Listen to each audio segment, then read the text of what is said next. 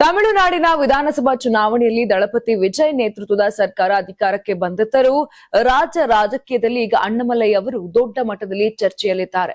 Annamalai BJP ಪಕ್ಷದಲ್ಲೇ ಮುಂದುವರಿಯುತ್ತಾರೆಯೇ ಅಥವಾ ಹೊಸ ರಾಜಕೀಯ ಹಾದಿ ಹಿಡಿಯುತ್ತಾರೆ ಎಂಬ ಪ್ರಶ್ನೆ ರಾಜಕೀಯ ವಲಯದಲ್ಲಿ ಭಾರಿ ಕುತೂಹಲ ಮೂಡಿಸಿದೆ. ಇಂದು ಅವರ 42ನೇ ಜನ್ಮದಿನವಾಗಿದ್ದು ಇದೇ ದಿನ ಮಹತ್ವದ ರಾಜಕೀಯ ಘೋಷಣೆ ಮಾಡುವ ಸಾಧ್ಯತೆ ಇದೆ ಎಂಬ ಚರ್ಚೆಗಳು ಜೋರಾಗಿವೆ. ಜೂನ್ 2ರಂದು ದೆಹಲಿಯಲ್ಲಿ ಕೇಂದ್ರ ಗೃಹ ಸಚಿವ ಅಮಿತ್ ಶಾ ಅವರನ್ನ ಭೇಟಿ ಮಾಡಿದ ಬಳಿಕ ಈ ಊಹಾಪೋಹಗಳಿಗೆ ಮತ್ತಷ್ಟು ಬಲ ಸಿಕ್ಕಿದೆ. ಬಿಜೆಪಿ ರಾಷ್ಟ್ರೀಯ ನಾಯಕತ್ವದೊಂದಿಗೆ ನಡೆದ ಮಾತುಕತೆಯಲ್ಲಿ ಅಣ್ಣಾಮಲೈ ರಾಜೀನಾಮೆ ಪತ್ರ ಸಲ್ಲಿಸಿದ್ದಾರೆ ಎಂಬ ವರದಿಗಳು ಹರಿದಾಡುತ್ತಿವೆ. ಆದರೆ ಈ ಬಗ್ಗೆ ಯಾವುದೇ ಅಧಿಕೃತ ಮಾಹಿತಿ ಹೊರಬಿದ್ದಿಲ್ಲ. ಅಣ್ಣಾಮಲೈ ಅವರನ್ನ ರಾಜ್ಯ ಘಟಕದ ಅಧ್ಯಕ್ಷ ಸ್ಥಾನದಿಂದ ಬದಲಿಸಿ ನೈನಾರ್ ನಾಗೇಂದ್ರನ್ ಅವರನ್ನ ನೇಮಿಸಿರುವುದು ಹಾಗೂ ಬಿಜೆಪಿ ಎಐಎಡಿಎಂಕೆ ಮೈತ್ರಿ ಪುನಃ ಜಾರಿಯಾಗಿರುವುದು ಅವರ ಭವಿಷ್ಯದ ಬಗ್ಗೆ ಪ್ರಶ್ನೆಗಳನ್ನ ಹುಟ್ಟುಹಾಕಿದೆ.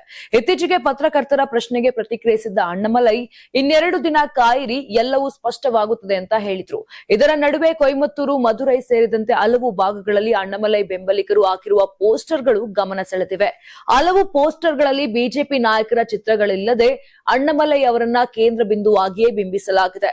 ಇದರಿಂದ ಅವರು ಸ್ವತಂತ್ರ ರಾಜಕೀಯ ಹೆಜ್ಜೆ ಇಡಬಹುದು ಎಂಬ ಚರ್ಚೆಗೆ ಮತ್ತಷ್ಟು ಬಲ ಸಿಕ್ಕಿದೆ.